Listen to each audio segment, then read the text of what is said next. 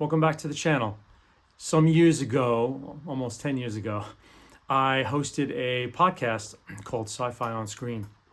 The podcast lasted about 5+ years, and I gently closed it down in order to transition into a YouTube channel talking more about books and movies. But I reviewed films one at a time, sometimes compared originals to remakes, sometimes I did special shows. But a lot of the criticisms and a lot of the critiques and analysis that I did for these films, I stand by. And so I thought, since I've done over about 100 shows, that I would share the archives with my new audience here on my YouTube channel. The shows range from about 45 minutes or so more of a podcast. I'll just put up a static image of the old logo, and you can listen and enjoy. So I'm going to do these weekly, and hope you enjoy. Welcome to Sci-Fi on Screen, the podcast that goes where no podcast has gone before. We here at Sci-Fi on Screen take a deep, close look at your favorite genre movies of science fiction, horror, fantasy, and comic book land. We go deep, scene by scene. We do comparisons of originals and remakes, and special shows. Just ahead, a new episode. And thanks for listening.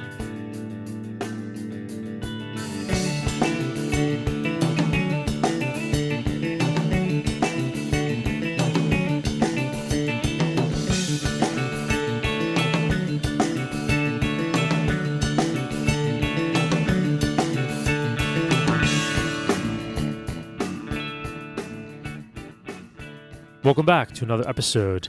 Today we're going to be talking about Revenge of the Sith, the third and final of the prequel trilogy.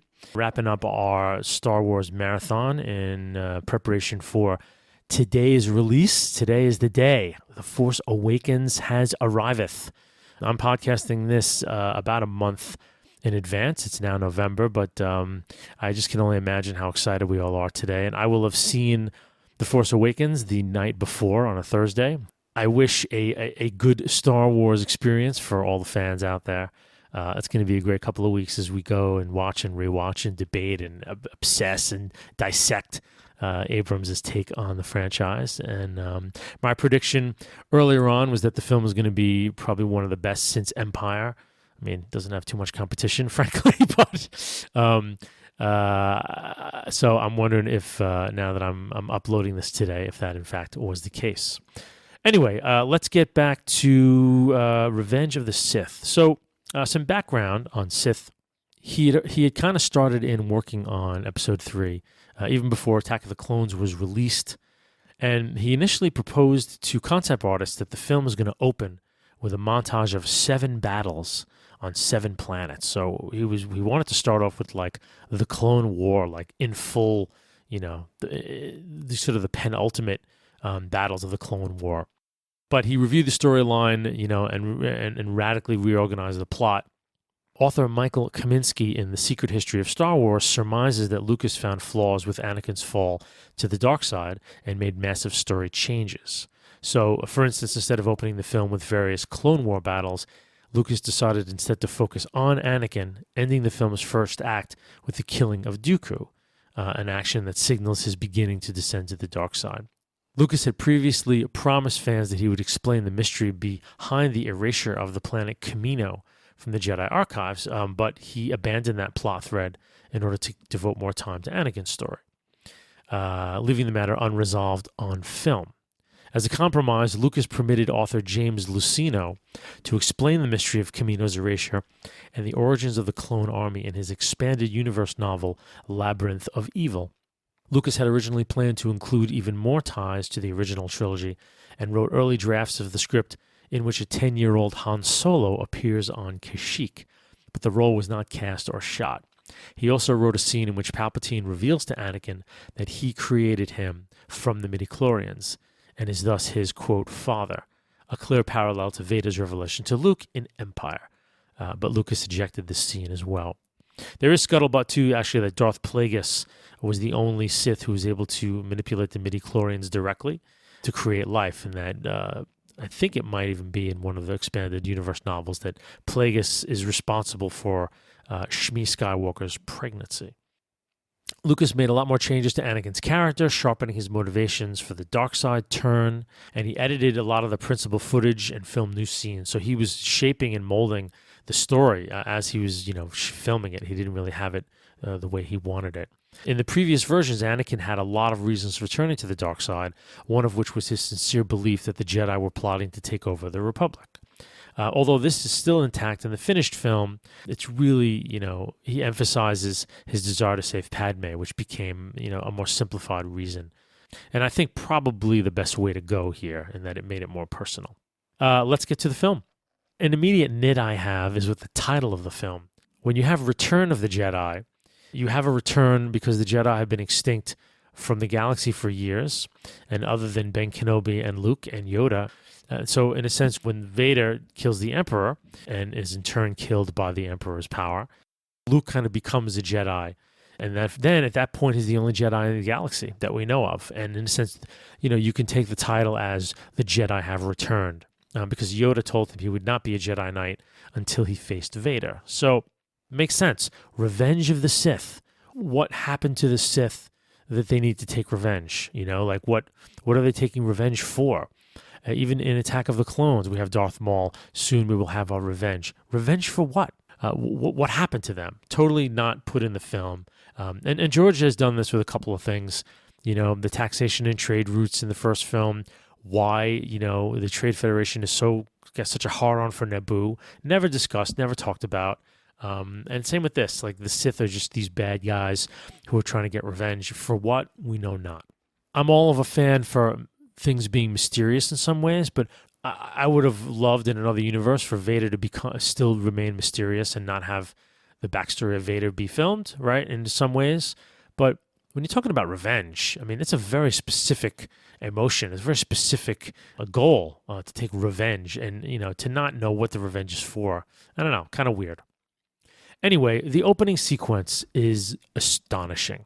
As far as sci-fi film, I don't think the opening battle has been topped since it came out. The effects are unparalleled.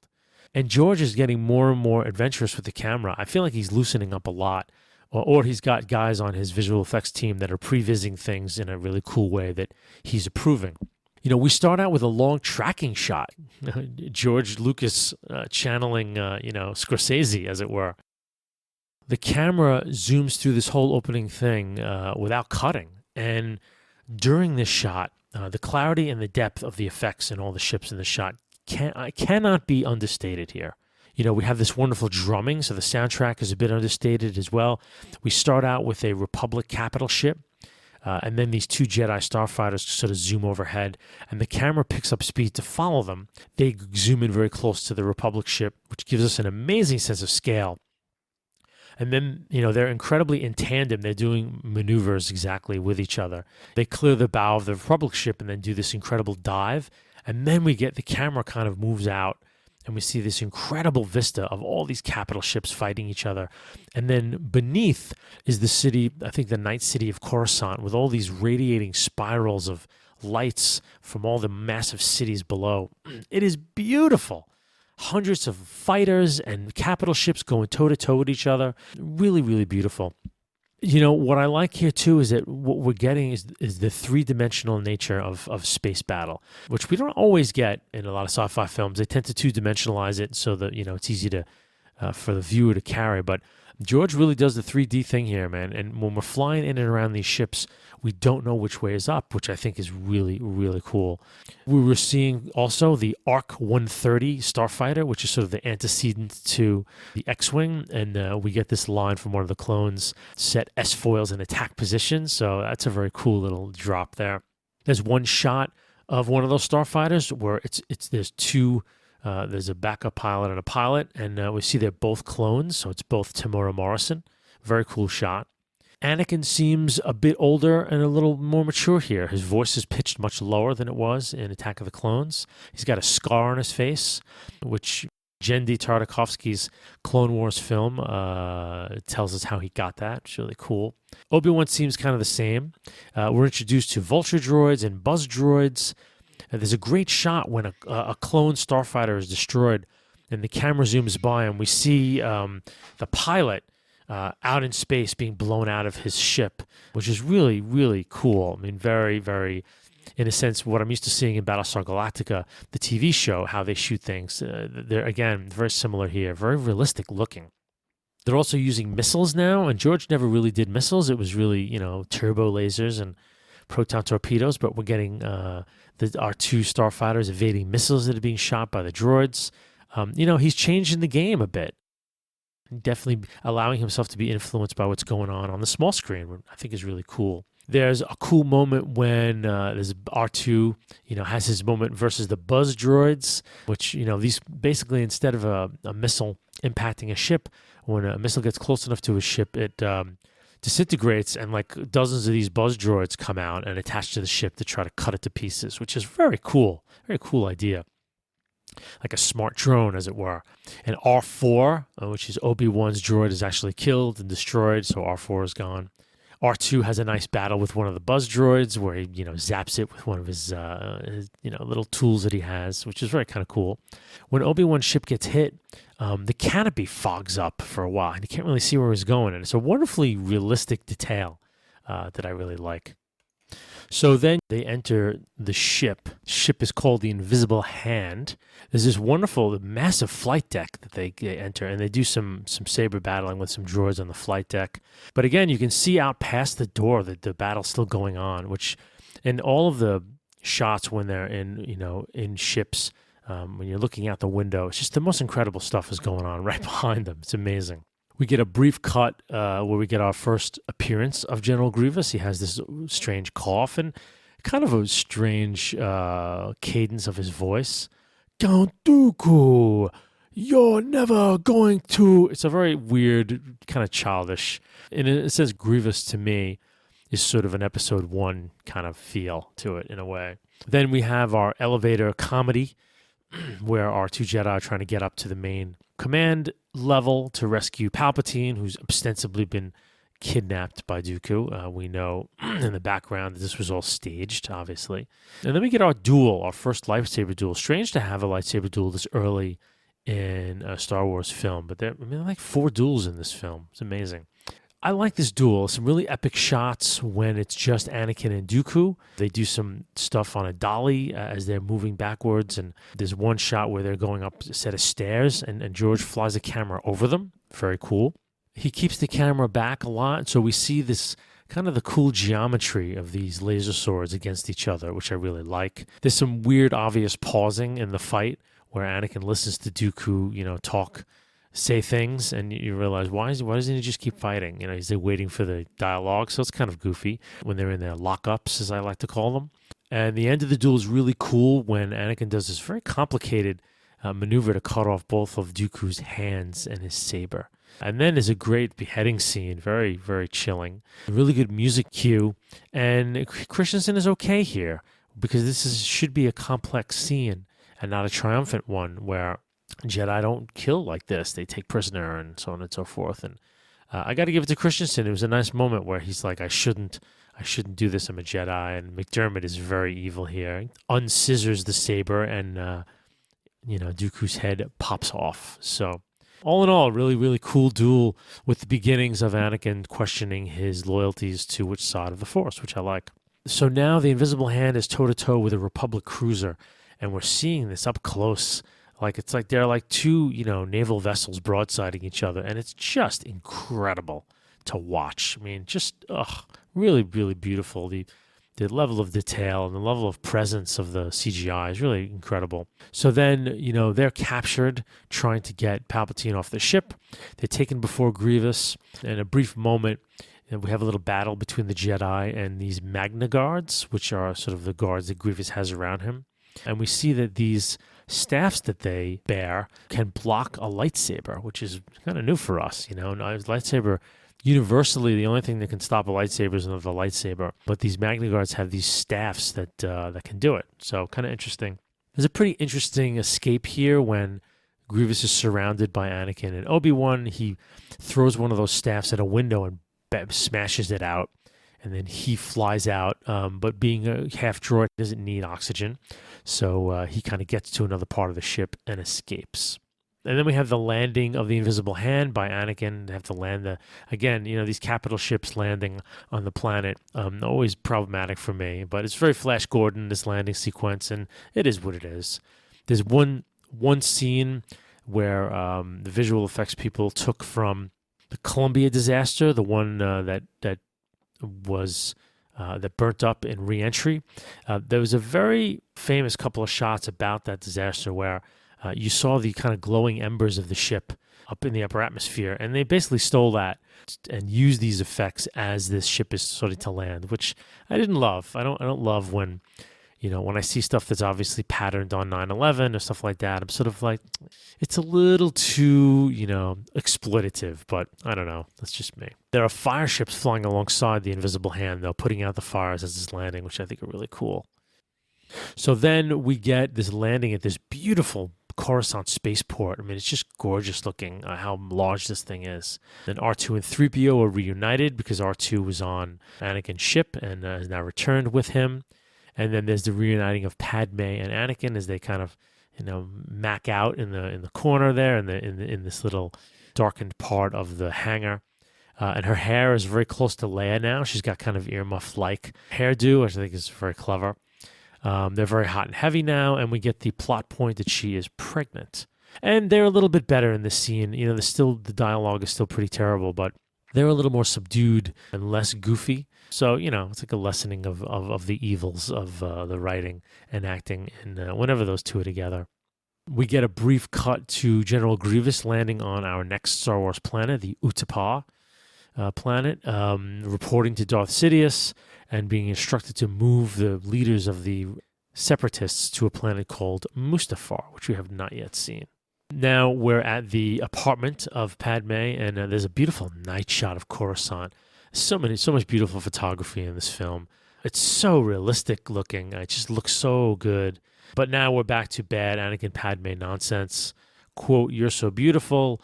No, it's because I'm so in love. No, it's because I'm so in love with you. So love has blinded you.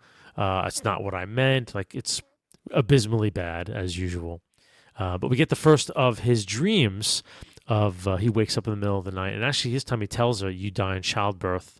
And in the next sequence, he goes right to Yoda with the dreams. And Yoda kind of says, he's like, what do I do? What do I do? And Yoda's like, "You must let go of all you fear to lose." I have an aside about this. I remember reading a reviewer, I don't remember what, here in New York, one of the New York papers, I think it might have been in the Village Voice or something, where they were very critical of this line. And they were saying, this poor guy is worried about his wife dying. And here Yoda is mouthing off these platitudes, "You must just let go of everything." What bullshit. But I think he misunderstood the scene. And I think throughout this film especially, what I really like is underneath is that exactly that fact that if Anakin would have let go of the fear of Padme dying, she would have never died. She would not have died in childbirth. And it's a brilliant catch-22 of, what it's like to be consumed with fear and doubt and act on it and to surrender all of it. Like, if he's not afraid of Padme dying, he's not holding on to Palpatine when Palpatine is the Sith Lord. And without that, the Emperor probably would die. I don't think the Emperor can withstand Mace and him at the same time.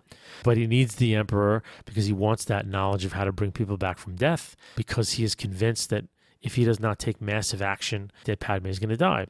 The fact remains, the minute he surrenders this and gives it up to the Force, he just stays with Padme, does the best he can. She would never die in childbirth, like they'd have a happy life together in some degree. It's his clutching on to that, not letting go and believe and allowing. Because in a sense, the nightmares are not they're a true premonition only if he continues to fear and continues to clutch and be affrighted by the nightmares. The minute he lets go, he kind of faces his fear, faces his nightmares, and says, "I'm not going to act different from my principles just because I'm afraid. If my wife dies, my wife dies, and I'm not going to destroy the galaxy to keep her alive. If it's this, I'm not going to become an evil person to keep her alive. She would never die, and he would have brought balance to the Force way earlier than, 20 years of mayhem. And then he brings balance to the Force. So anyway, The letting go of all you fear to lose is exactly that. Like, in a sense, in his heart, he has to let go that if death comes for her, he's powerless over it. So it's a great little catch-22 in the film that I like. Now we're going to get a lot of wonderful, which I'm very rarely, I've never seen in a Star Wars film, a lot of good political machinations and a lot of people in rooms talking, which I like, actually, for a change. So we get this Obi-Wan Anakin exchange that starts it, where Obi-Wan is reluctantly relaying the message of the Council that he wants Anakin to spy on Palpatine, because Palpatine has kind of forced their hand by saying, I'm going to name you to the Jedi Council as my representative, but he's not a master yet. So there's all kinds of crap going on. You can see on one side that the Jedi are really kind of not doing a great thing here. They don't trust Palpatine, and so they're asking Anakin to do something that's kind of against the Jedi code. So their hands are not clean for this point, because the Jedi, they're kind of giving into fear of not being able to see because of the dark side. So now they're resorting to these other methods that they don't usually resort to, you know? So it's for real that the Jedi Order is kind of not at its best right now. And so he's not granted the rank of master, even though he's on the council, and he's very angry about it and wants it.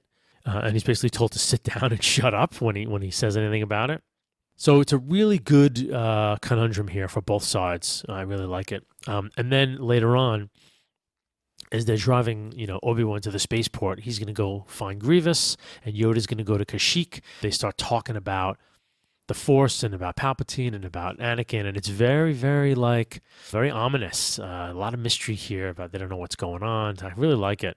And then we get a brief conversation between Padme and Anakin where she's really wavering in her support to the Republic, and she's like, they won't stop the war. Are we on the right side? And Anakin's like, you're beginning to sound like a separatist. And so we see the conflict between the two of them. And then now she's pushing him as well, like, use your friendship with Palpatine and get the war stopped and let us resume diplomatic solutions. So again, he's getting now his wife in a weird way is trying to manipulate him and say, why don't you use your friendship with Palpatine? Although she, at the end of the day, she's like, you do what you need to. But so he's getting it on all sides. He's getting pushed around by a lot of people, and he's not the strongest emotionally centered guy to begin with. So Lucas is very, I hate to use the word because he's never this, but he's very subtle. He's subtly, we see, because you really have to, I don't think he succeeds at the end of the day. I really don't buy Anakin going over that fast and that deadly, where he's killing younglings and all this. But I see Lucas really trying to put all the irons in place to make us see this turn. So I give him credit. Now we have this beautiful opera scene. Incredible visuals and score as well. Williams scores it with this low, sort of this Australian Aborigine type sound, but it's really, really ominous, man. These very low voices, and the opera itself is beautiful. It's the Mon Calamari are doing the opera, and they're swimming in and out of these gravitationally held spheres of water. Like, I've never seen the like of it. And it's a very quiet scene. The whole opera house is very hushed, and there's that low music playing. Like, it's a wonderful scene. And Ian McDiarmid is masterful here. He is wonderful as he is trying to seduce Anakin, and he tells him the story about Darth Plagueis. And those in the know realize that Plagueis was his master, and that, Sidious actually killed Plagueis. And so kind of a double meaning here when he's like, he was so powerful, but what he didn't see was his apprentice who killed him quite easily. So kind of interesting. So the ask to spy on Palpatine comes out into the open. And McDiarmid is just a master here. He's wonderful acting. He's one of the best actors in the prequels. He's always great. Whatever lines he has to deliver, they're always done really well. He Neesonizes everything. So now we're actually shown Chewbacca's home planet of Kashyyyk, which is really cool. Kind of a planet of water and steppes. Steppes, what I mean, like African steppes. So it's kind of like half African, half like water planet. Really, really beautiful art direction. There's all different kinds of Wookiees and different kind of war paint. And there's a great sequence when the Wookiees go into battle where they all jump up behind this barricade and raise their arms. And it really looks cool. George shoots it really well. We get these cool new droid ships that, again, they're based on, the big droid tanks are always on these large wheels. And this is no exception, except these are over water. The droids are now fighting a combination of Wookiees and clones. We have this two Wookiees. I'm not sure if one is Chewbacca, but they swing out over one of the clone water tanks and throw mines on it and blow it up. And you hear Tarzan yell, which reminds me of Chewie. So it might have been Chewie, the Tarzan yell in Return of the Jedi. So then we get a very kind of poignant scene for Star Wars fans, the parting of Obi-Wan and Anakin. This is the last time they will be together as friends. Obi-Wan's heading out to Utapau to battle Grievous. And it's a warm scene, a very solid, and McGregor is great here. I trust you. You're my friend. You'll do the right thing, and it's really sweet. And then there's kind of a nice scene where it's Anakin and Padme, and Anakin's like, "I'm not the Jedi I should be. Like, I want more.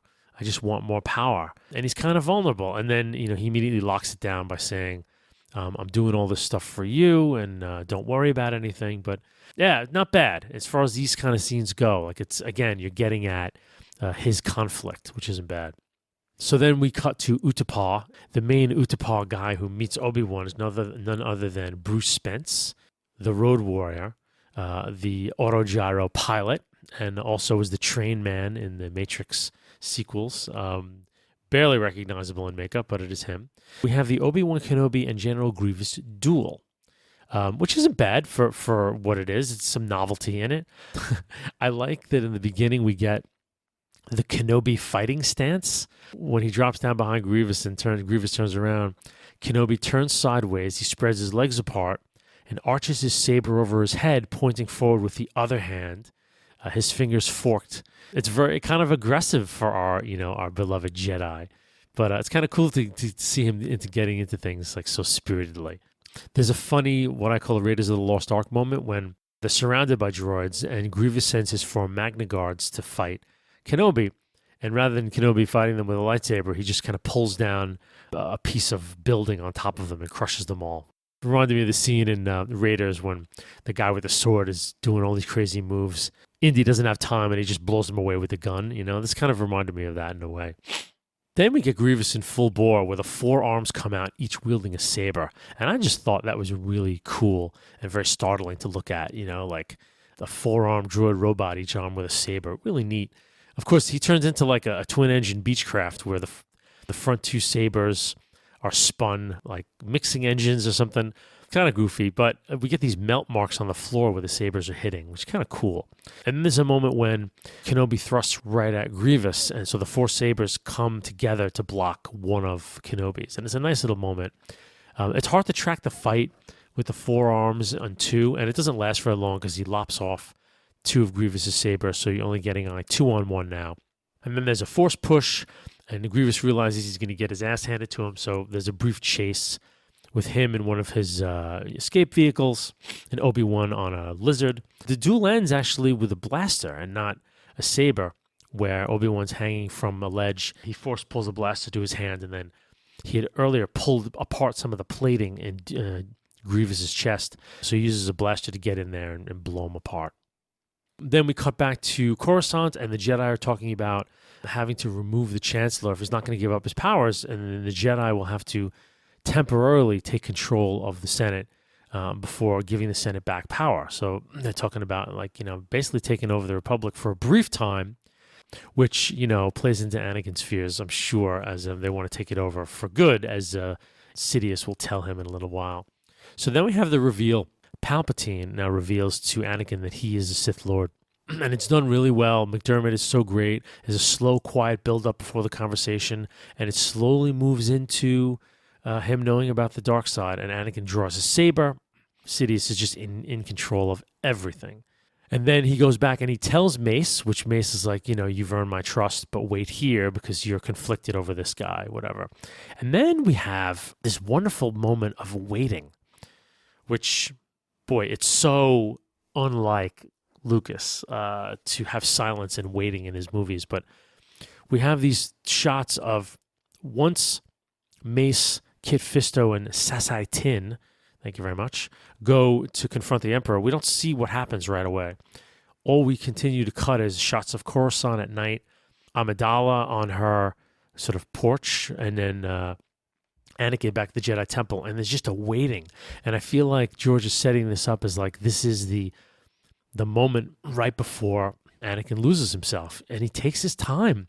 And there's a beautiful John Williams sound cue here as we're waiting, and it's quiet, and we all know it's coming, but he gives us some space to prepare ourselves, and I think it's really great.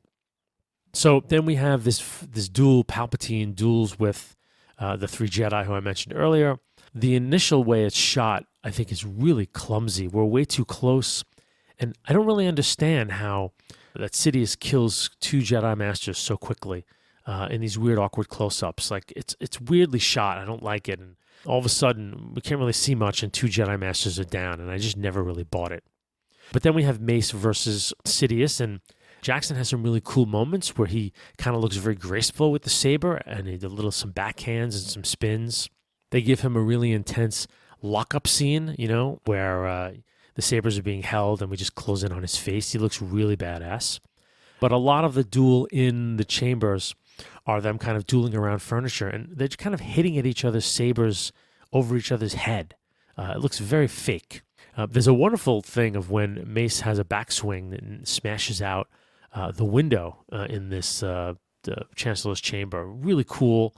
And you're reminded that, like, oh yeah, these things are real, And then Anakin shows up because he can't stay away, because he wants to make sure that Mace doesn't kill him, because he needs him, to help save Padme. We get the saber versus the Force lightning. And I'm always confused here. I never really know whether, if Anakin hadn't showed up, whether Mace could have beat him. Because it looks like Mace is able to direct the Force lightning back at Palpatine, slowly disfiguring him. But I know that Sidious does this on purpose in order to engage Anakin to his cause.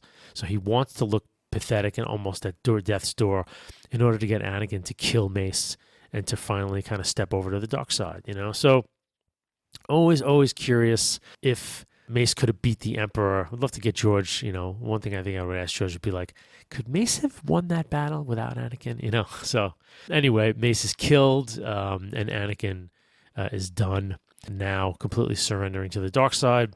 We have the disfigurement of Palpatine, which I don't think the makeup was done very good here. It's a little puffy and fake looking, but the voice now drops down to the voice we're used to hearing in Jedi of the, Palpatine's McDermott's great Emperor voice. And so Anakin now leads a contingent of clone troopers to the Jedi Temple to take care of business. And then we get the very tragic Order 66 here, which is really done to some very tragic John Williams music. Starts out where Commander Cody blasts Obi-Wan off of his creature, and Obi-Wan hits, falls in this water, but survives, of course. But then we get all these shots of all these different planets, of all the Jedi being betrayed by the clones, and it's an incredible series of landscapes and planets, like just one interesting novel thing after another. And when we finally get to Kashyyyk, Yoda senses it just before it happens, and he beheads two of the clones in a very cool, badass move. The Wookiees are there, and they're friends of Yoda, so they're protecting Yoda, and they get him to his little sort of pod to blast back off.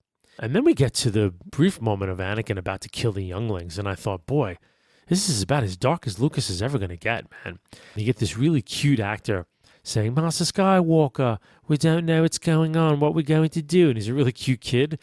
And then we just see Anakin ignite his saber, and we cut away. It's like, man, George, killing kids. it's hardcore for him, What it must have taken for him to leave this scene in. Bail Organa comes a little bit later to the temple and sees one of the younger Jedi, not a kid, but not an adult, get killed by the clones. So he witnesses what happens, and then he bails out. And then we get this shot of Bail Organa, Obi-Wan Kenobi, and Yoda on the Tantive 4. They're walking down the corridor that opens up A New Hope. And it's really cool because the prequel trilogies are all about a lot of color, whereas the original trilogy, at least the first film, black and white, lots of black and white because we're on the Death Star so much, and we're getting that again because the inside the Tantive is all white like it was in the original trilogy. So kind of a nice little softball for the fans. So now we get this little sort of roundup of the plots. We cut to Mustafar, where Vader has been sent to kill the rest of the Separatists, and we see him finally kill Newt Gunray. After all these movies, Newt finally gets his end. And then at the Jedi Temple, we have Yoda and Obi-Wan investigating and finding out that the younglings were killed and who did it. And we get a little bit of a line that tries to make the Obi-Wan line of Episode 4 go down easier, And Yoda says, the boy you trained is gone, consumed by Darth Vader, right? And that's right of Return of the Jedi. From a certain point of view, your father was killed. And the same moment in one of the cutaways, we see that Palpatine is now organizing the Republic into a galactic empire, and there's the line, which was probably written by Tom Stoppard, who does polishes on each of these, of Padme saying, "So this is how liberty dies," to thunderous applause. And, this film was made as we were gearing up to go into Iraq, or already in Iraq. So, very rarely does Star Wars touch on, politics going on in the world. But I feel like the prequel trilogies are kind of all about what's been happening in this country, and how much we've militarized and, surveillance and all that stuff since 9/11. Some of that is being dealt with here. And I was like, not bad, George. Then Padme goes to Mustafar after talking to Obi-Wan. Obi-Wan basically says he's killed younglings, he's gone to the dark side. She won't give him up, so he hides on her ship. And then we have the two last duels of the trilogy. So the first one I'll talk about is the Anakin Obi-Wan duel, which is pretty good. It goes on for way too long, but it's a pretty good duel. The initial exchange is really good. Lucas is doing more dolly shots where, the dolly is rolling along track and we're following them as they move. I always love those kind of shots because it just makes it look very epic and you don't cut away a lot. He's flying the camera overhead in a few shots, which look great. He's not doing flurry of cuts and confusing a lot of us. He's keeping the camera in interesting places. And then we've got the massive, I don't know if it's Duel of the Fates, but something similar where, this is it. There's a nice shot when the camera is directly behind Anakin as he's pushing Obi-Wan back, and the lightsabers look like these two kind of fan blades spinning around them. Really cool. There's another great moment where, these two have been fighting forever, together. They know each other so well. There's this perfect storm of fake outs and misses by the both of them where the sabers never intersect. And then they both try a force push in each other. And it's so they had the exact same approach and it didn't work. And they both pushed back. So it was really good. But it gets overlong. Once you get out onto the lava river, it just goes on forever. And there's not enough drama really between them. It's just they're up and down these things, and then they're on the lava river, and then it's all kind of boring. But we finally get to the point where, we've been waiting since 1977. For me, as a young boy reading in Starlog magazine a bit about this new film that was coming out about the evil Darth Vader having his body destroyed and disfigured with a duel with Obi-Wan on a volcano planet. I mean, that's been in my head for, 30, 40 years, And so finally to see that actually happen, at the end of it anyway, not the duel leading up to it so much, but to see him with no legs and one arm burst into flames on the side, and Obi-Wan telling him that, he was the chosen one, you were supposed to bring balance to the Force, not leave it in darkness, and Obi-Wan can't bring himself to kill his friend. And he had said that, I think as much at some point to Yoda, I don't know if I can do it, and so he doesn't. Yeah, he can't actually kill him, even to put him out of his misery. And that's cut back and forth between the Darth Sidious Yoda battle as well. Not the greatest lightsaber battle, it's a lot of jumping around by Yoda. It's not super interesting. We get some lock-up shots, close-up of the Emperor and of Yoda. The one part that I remember is that they're battling as the whole dais rises up into the Senate, and we see from a long shot the two swords in the middle of the Senate, which is really cool. And they start whipping, the Emperor starts whipping Senate pods at Yoda and basically just overpowers him, and Yoda bails. And there's always been the question of, was the Emperor more powerful than Yoda here? And I think that he was. I think that, in the novelization, we're getting stuff about how the Jedi haven't changed, but the Sith actually have embraced some new things, and they have changed with the times and become new and powerful, and the Jedi have not. I don't know how I feel about that, though. What does that mean? It's not about keeping up and changing with the times. The idea of being on the good side of the Force and being a Jedi is a timeless moral stance. But for me, I do feel like the nature of being a Sith is about acquiring power. And so the nature of being a Jedi is about being available to power, but not acquiring it. So there's only two Sith. I think number one, because of the nature of the acquisition of power. If you had a lot more, they'd be fighting amongst themselves and the Jedi wouldn't have to do much. But that the Jedi aren't necessarily to a man as powerful one-on-one with the Sith, but as an order and their way of doing things. Think about the way Luke is the catalyst that destroys Vader and the Emperor, but he doesn't do it himself physically with the Force. He does it with kind of the ethos of the Jedi, of the selfless sacrifice, so on and so forth, and that destroys the two of them. So in a sense, I think Yoda versus the Emperor are like, no, the Emperor is stronger one-on-one, and Yoda is not the kind of Jedi that is acquiring power for power's sake, where the Emperor is, and he's getting into all these new ways of using the Force. Force lightning is supposedly this incredible violation of the Force that's really, spiritually horrible as well as, terrible to behold. So I think Yoda actually is not strong enough to beat Sidious, and I think he knows it, and he bails. Then the ending of this film is what I like to call the prelude to Episode 4, because you're getting all of the threads started here that are going to carry into Episode 4. You get what I call the first rebel base on this asteroid. What you're happening here is you're cutting back between what I like to call the two birth sequences, because it's the birth of Vader and it's the birth of Luke and Leia, Vader's children. And they cut back once in a while where both of them are in pain. He is being birthed and she is giving birth. And I thought that was nice. I thought that was like a nice little visual thing that he did there. Very clever. Her losing the will to live is kind of stupid, but, it goes in line with a lot of the dumb things that, George puts into these movies, that she's lost the will to live. Come on, dude, really? I think it would be so much more powerful if, Vader had force choked her nearly to death and that she's on life support giving birth to the kids, because Vader actually did kill her. Like the force choke that he did damaged her irreparably. That makes sense, and they lost the will to live. What about the children? Wouldn't you want to live for them? I don't know. Didn't like it. There is a great shot of Vader's mask coming down into the camera, because this is really the making of Darth Vader. Again, as a Star Wars fan, it gives you chills. You hear the music, John Williams chorale music, and the two eye holes are coming towards the camera, as Anakin is about to disappear forever inside of the Vader mask. Really, really great. Then the helmet is completed as the top of it's put on, and we hear the very first of the breath. Man, just really incredible. Right before Padme dies, she says the thing that will be with Luke. Obi-Wan, there's still good in him. I know it. On the other side, when Vader finds out he's killed Padme, there's a really terrible no that he does. And I figured, I feel like this could have been so much better, where he could have asked about whether he killed Padme. And then there even could have been a scene where he force throws stuff around, but not if he didn't say anything. You as the audience member would be doing the work about, man, what is going on inside that mask? And that sets the mystery maybe going, rather than, no, it's just stupid. But George is, unfortunately, with dialogue and character, it's all about verbal with him. He's not good at or interested in doing character build up by lack of things or by mood or by showing things. Everything is done with dialogue. Everything is done in voice.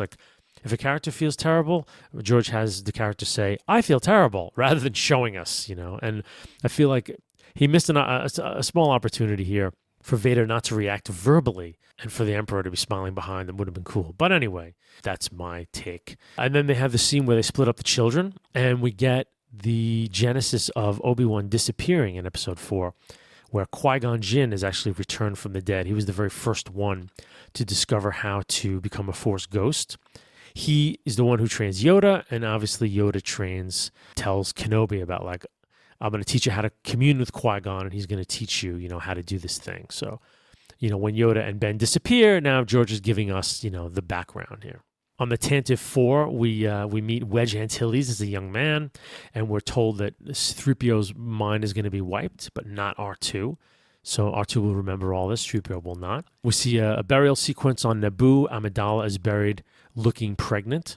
And there's a nice little zoom in here on the little charm that Anakin as Jake Lloyd made for her when he was really young. So kind of wrapping that up. There's a shot of the Death Star under construction with Moff Tarkin. A little bit of a medium shot because I think what's his name was dead. So they had to do a digital Grand Moff Tarkin. But the last shot is of the Emperor and Vader standing next to each other looking at the Death Star under construction. Then a brief shot to Alderaan, and we see the Organas now with Leia. And then we end at the Lars farm on Tatooine. Obi-Wan hands Luke over to Beru and walks off into the sunset like a hero in a Kurosawa Western. They're the wonderful two suns sunset, which reminded me of the moment that Luke has in Episode 4. And I thought there was another little metaphor here. the two suns representing Luke and Leia, which are setting right now, but will someday come back and rise to take back the galaxy, as it were, from the Empire. One thing I have to say, how radical is it here that you have a big budget, tentpole summer blockbuster where the bad guys win, right? I mean, you could only do it, I guess, because, you've already done the original trilogy. So you're not ambivalent about the bad guys winning and what's going to happen next. But still, this is a major motion picture from a major studio where the bad guys win in the end. They win everything, and they will go on to rule the galaxy for the next 20 years. I just thought that was very radical, if you really think about it. Brief summary of Sith. Again, I think it's the best of the prequel trilogy. The sheer amount of different worlds and special effect shots here are dizzying, and it is a feast for the genre film lover such as myself to just see all this stuff, the battles and the planets and the Force saber duels. Like, it's crazy how much is packed in here. And there's very little Anakin and Padme badness, only a few sequences. There's some really quiet moments in this film at the opera and, right before Anakin kind of goes over to the dark side. And Lucas is using some stuff. There's some great political machinations that happen here. Little All the President's Men going on at the same time. So a lot to like about Sith, really. I think because of the nature of the bad actors and the bad lines and the way that Anakin's character is, everything's said, nothing's really felt or shown in a way that I don't really buy 100% his flip. I think George came really close, and I think it was very smart to make it about Padme and not to make it about a political or philosophical point of view, but about his wife dying. Probably the best way to go, but at the same time, it's too quick, and he becomes from one moment where he's conflicted, and then, an hour later, he's slaughtering younglings at the Jedi Temple. It's too much, too fast, and we never saw hints of this really in him before, whereas I feel like George has to seed in things that Anakin does in the other movies where we see him do some really nasty stuff that maybe no one else notices. And then if I could see him jumping into killing younglings, but it's not earned, so I don't really buy it. So a little bit of trivia, not much. Lucas allowed Spielberg to help design some of the sequences during pre-production because Spielberg had said he wanted the experience of using what Lucas had created called this previs technique pioneered by Industrial Light and Magic, which he wanted to use for War of the Worlds. And also, Lucas felt that his role as writer, director, executive producer, and financier were taking up too much of his time, and he needed Spielberg to kind of bounce stuff off of. So Spielberg's main contribution was in the classic lightsaber duel between Obi-Wan and Anakin, which I find kind of interesting. Every clone trooper in the film is a CGI. Not a single clone costume or helmet was created, with the exception, obviously, of Cody, when Cody is unmasked, and he is Temuera Morrison. There are over 2,200 visual effects shots in the film, more than Phantom Menace and Attack of the Clones combined. Okay, try that on for size. Star Wars Episode 4 only had 350 shots as a comparison. The sound of General Grievous's coughing is actually George. As they were working on the character of Grievous, he developed a bad cough and he had it recorded and used it as Grievous's own cough. So that ends my coverage of Sith. I'm going to do a prequel talk probably next week or maybe even earlier because I want to talk about the prequels themselves and address all of the hate that is sent their way by a lot of the Star Wars fans and by people in general. So I'm going to do a little summary of the three, which I'll release pretty quickly, maybe in a couple of days. So anyway, that's all I've got to say for this week. Thanks once again for listening to Sci-Fi On Screen, to my returning listeners and new listeners alike. If you like what you heard, head on over to iTunes and give us a review. We'd love to hear from you. If you have any suggestions about the show, you can send an email to scifionscreen@gmail.com, or feel free to leave a comment on the website, www.scifionscreen.com, and you can leave a comment in the comments section of the show page. If you'd like to support scifionscreen.com, you can go to patreon.com/scifionscreen, and that's Patreon is Patreon. And to make it easy on yourself, there's a button on the webpage that you can click. Patreon is set up so you can pick an amount you want to contribute per episode, and it'll be recurring. If you'd like to do that, that is available. We'd appreciate all the support we can get. And you can find us, again, our website, www.scifionscreen.com. We have a Facebook page, And on any smartphone, you could search for us on the podcast app and subscribe. Thanks again. See you next time.